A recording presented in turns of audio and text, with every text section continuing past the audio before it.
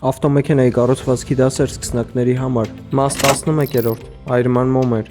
Դա փոքր, բայց շատ կարևոր մաս է, առանց որի բենզինով աշխատող շարժիչը չի կարող գործարկել։ Երբ դուք պտտում եք բանալին կամ սեղմում ստարտ կոճակը, ստարտերը սկսում է պտտել շարժիչը եւ ցիլինդր ներմուծվում է վառելիք օդ խառնուրդ։ Այդ պահին մոմին տրվում է բարձր լարում մինչև 30,000 վոլտ։ Այս էներգիան վերածվում է հզոր կայծի, որը վառում է խառնուրդը, առաջացնելով պայթյուն։ Պայթյունը մխոցը ցած է մղում, ստեղծելով շարժում, եւ այդպես է լինում յուրաքանչյուր ցիլինդրում վայրկյանում հարյուրավոր անգամ։ Ժամանակի ընթացքում մոմերը մաշվում են, դրանց վրա հայտնվում է մուր, մեծանում բացվածքը եւ կայծը դառնում է ավելի թույլ։ Եթե ժամանակին չփոխել մոմերը, շարժիչը կսկսի խափանվել, կկորցնի հզորությունը, վառելիքի ծախսը կաճի, իսկ մեքենան դժվարությամբ կգործարկվի։ Ի դեպ, մոմերը արժե փոխել յուրաքանչյուր 30-ից 50,000 կիլոմետրը մեկ։